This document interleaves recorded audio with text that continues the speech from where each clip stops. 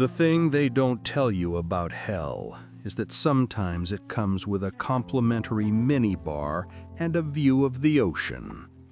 That was my new office, Sao Paulo, a city that sweats and breathes like a sick animal, a concrete jungle where the money's as tall as the skyscrapers and the poverty is a bottomless pit right beneath them.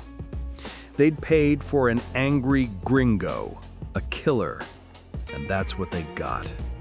I was a clown with a gun, a ghost haunting other people's lives because I'd managed to ruin my own. The job was simple, on paper. Protect the rich. The Bronco family, Rodrigo, the businessman with a conscience he bought and paid for, his wife, Fabiana, a trophy trying to be a weapon, and his brothers, Marcelo, a cokehead party boy, and Victor, a politician smoother than an oil slick. They were celebrities, parasites, the kind of people who end up in glossy magazines or body bags. My job was to make sure it was the former. It started at a charity party high above the city, the kind of place where you sip expensive liquor and look down on the poverty that makes your wealth possible.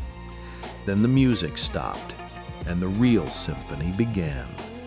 Gunmen, calling themselves Comando Sombra, crashed through the doors. They weren't there for the champagne. They wanted Rodrigo. In a blur of smoke and muzzle flash, I fought through them, pulling Fabiana from a balcony ledge, chasing shadows through a parking garage. I got him back. I felt like a hero. It was a lie, and the city was just getting started teaching me that lesson. A few nights later, we were in a nightclub, a temple of flashing lights and hollow people. The same gunmen returned. This time, they got what they came for. In the chaos, amid the screaming and the gunfire, they snatched Fabiana and Marcelo. I was too slow, too distracted, probably half in the bag already. I chased them across the rooftops, a desperate, bloody ballet, but all I caught was the sight of their helicopter flying away, taking my failure with it. So began the descent. A ransom exchange in a stadium, a bag full of $3 million, and another layer of the nightmare. We weren't just dealing with a street gang. A new player, a right-wing paramilitary group called the Crashaw Preto, showed up. They weren't there for the money. They were there to kill everyone, to turn the exchange into a slaughterhouse. I took a bullet, lost the money, and watched the last shred of the plan burn to ash. I was a drunk, bleeding fool in the middle of a war I didn't understand. The threads were all tangled. The cop I worked with, Passos, was the only thing keeping me upright. We tracked Fabiana to the docks, a rusted, swampy hell where men like Serrano, the Sombra leader, dealt in human misery. We found her, but in a storm of boats and bullets, she was torn from our grasp again.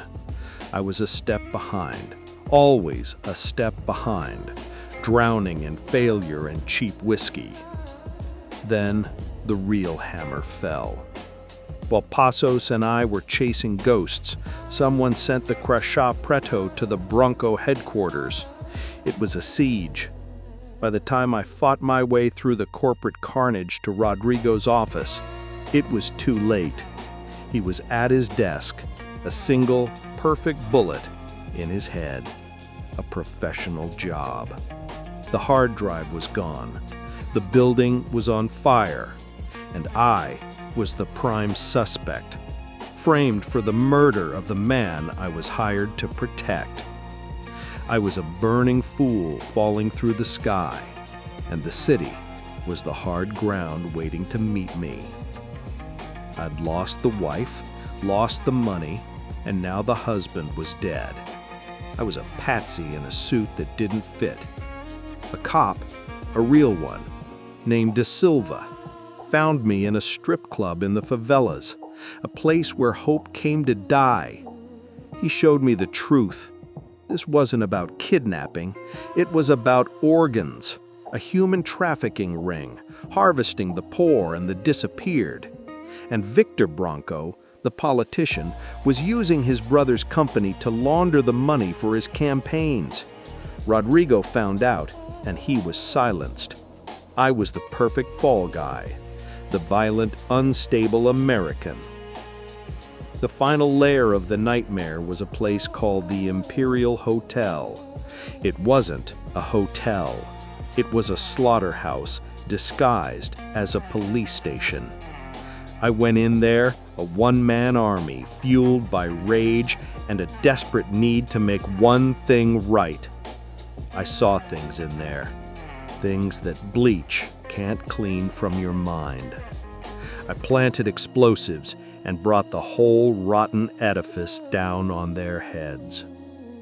The trail led back to the man at the top, a monster named Becker, and Victor Bronco himself. They were at the airport, ready to fly away from the chaos they'd created. I wasn't going to let that happen. I became a force of nature, a whirlwind of lead and pain through terminals and trams, a fat, bald, bleeding angel of vengeance cutting a path through Becker's private army.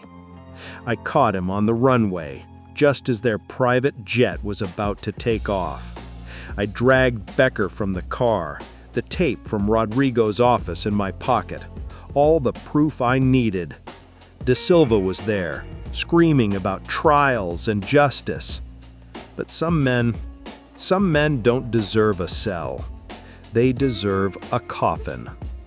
Becker's plane, his escape, his whole world went up in a fireball behind us.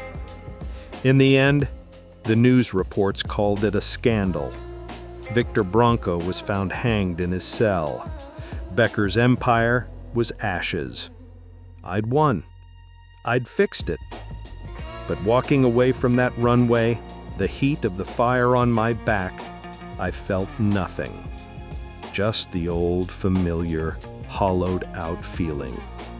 They'd paid for a killer, and in the end, that's exactly what they got. I was a product, and as any good American knows, you get what you pay for.